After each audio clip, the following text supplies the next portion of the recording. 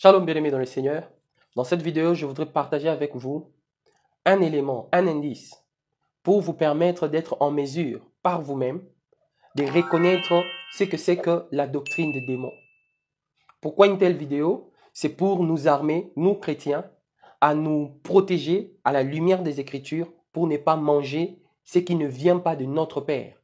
Parce qu'en tant que brebis, nous vivons de ce que le Seigneur nous donne. Or, il s'improvise aujourd'hui beaucoup de faux qui viennent sous le nom de Jésus, mais qui ne portent pas la parole de Dieu et qui ne parlent pas inspirés par le Saint-Esprit. Installez-vous donc confortablement bien et commençons par répondre à cette question. C'est quoi une doctrine des démons? C'est déjà quoi? La doctrine des démons ou les doctrines des démons, c'est l'ensemble des enseignements qui nous poussent à nous détourner de la foi en Christ. Ça, c'est le premier élément. Tout enseignement qui te pousse à détourner ta concentration, ton espérance, ta foi en Christ pour la placer en autre chose, en toi-même, c'est cela, les doctrines, la doctrine des démons. Ce sont des enseignements qui nous défocalisent de Christ et de son œuvre achevée sur la croix. Tout enseignement qui te présente l'œuvre de Christ comme étant quelque chose qui doit être augmenté, ajouté, ce sont là les enseignements inspirés par les démons. Écoutons pour cela l'apôtre Paul dans 1 Timothée chapitre 4, le premier verset.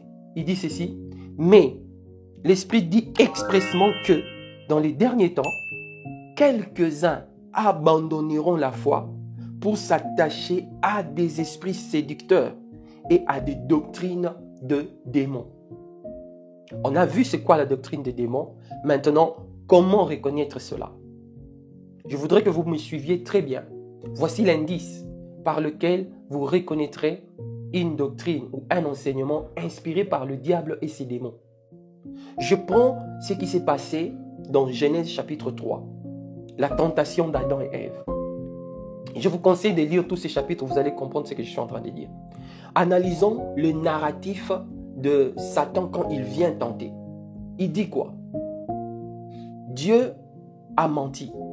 Dieu sait que si vous mangez le fruit de cet arbre, vos yeux s'ouvriront, vous deviendrez comme Dieu.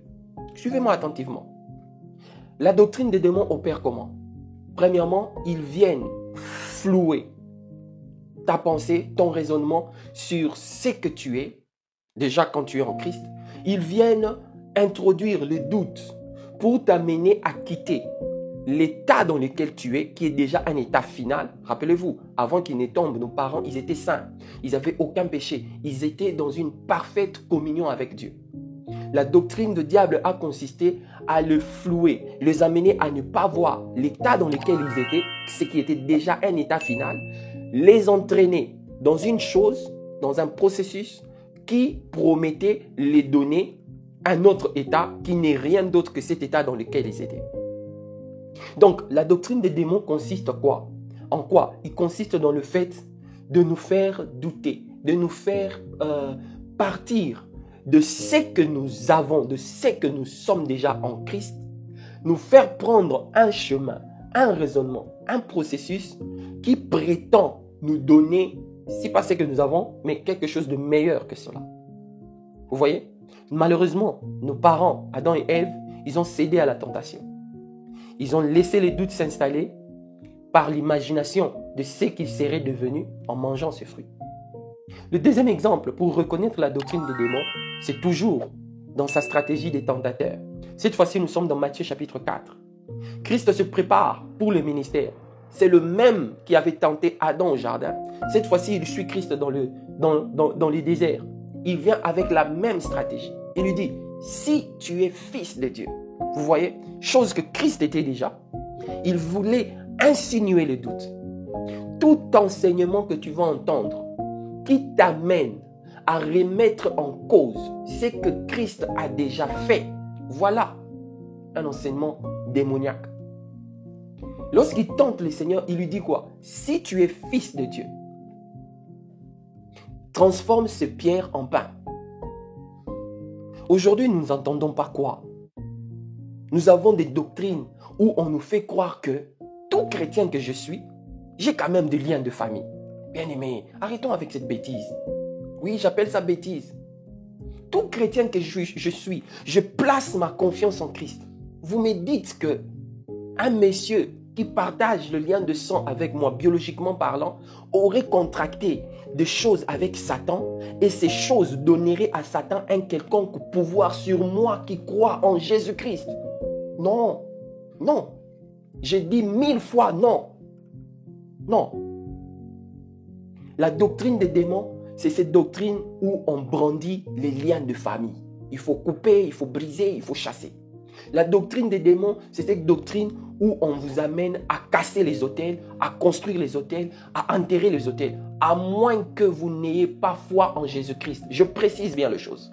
À moins que vous n'ayez pas confiance en Christ.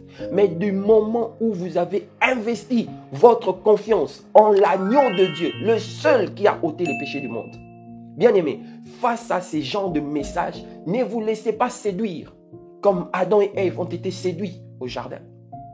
Les messages qui viennent vous dire que vous avez des trucs à casser, que vous avez des trucs à faire. Non, Christ mourant à la croix, il a dit « Tetelestai », tout est accompli. Nyonso et koki sami, en lingala, in de langue africaine. La doctrine des démons est simple à reconnaître. Je me résume. Tout message que tu entendras qui remettra en cause ta foi en Christ, l'œuvre de Christ, pour t'amener à fournir des efforts, jeûne, prière, 40 jours, 1000 jours.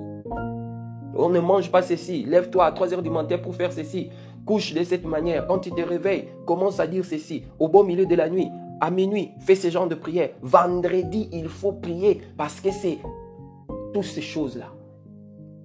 C'est cela, aussi simple, aussi banal, aussi terre à terre, aussi proche de nous, aussi habituel à nos oreilles en termes de thématiques développées à gauche et à droite. Voilà c'est en quoi consiste la doctrine des démons. La finalité de ces choses, c'est quoi? Distraire, égarer et détruire. Et si vous ouvrez Jean 10, 10, vous verrez que ça colle effectivement avec le cahier de charges de Satan. Il vient pour détruire, égorger et tuer. Mais Jésus-Christ est venu pour que tu aies la vie, pas pour que tu achètes la vie, pas pour que tu mérites la vie par tes efforts. Non, tu as déjà placé ta foi en Christ. C'est une bonne chose.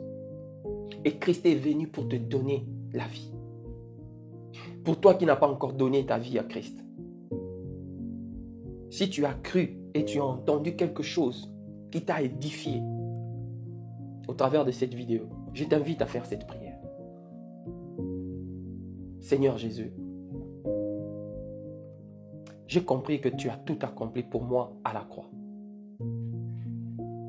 Voici ma main. Conduis mes pas. Fais de moi ce que je ne peux devenir par mes efforts. Car je réalise que c'était la raison principale de ta mort à la croix.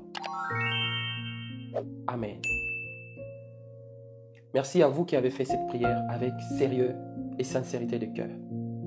Il vient de se passer dans votre esprit et dans le domaine spirituel un échange qu'aucune intelligence ne pourra vous aider ni à comprendre, ni moins encore à expliquer. Je vous demande de faire deux choses. Premièrement, procurez-vous une Bible, car c'est par la Bible que vous entendrez encore le Saint-Esprit vous parler et vous affermir dans votre foi et vous donner suffisamment des éléments pour ne plus retomber dans ce faux message. La deuxième des choses, sortez de ces endroits où on exalte les efforts humains en vain afin de gagner la foi. On ne peut rien gagner dans le domaine spirituel. On ne peut rien gagner par nos efforts. Sinon, Christ ne serait pas venu. Cherchez-vous donc une église vivante où l'on prêche uniquement ce qui est écrit dans la Bible, tout en vous donnant la possibilité à vos propres efforts, à vos propres dépens, de vérifier tout ce que l'on vous dit dimanche, mercredi, je ne sais pas moi dans quel jour de culte vous irez. Cherchez une église vivante. Et il ne me reste vraiment plus qu'à vous dire, soyez le bienvenu dans la famille chrétienne et shalom chez vous.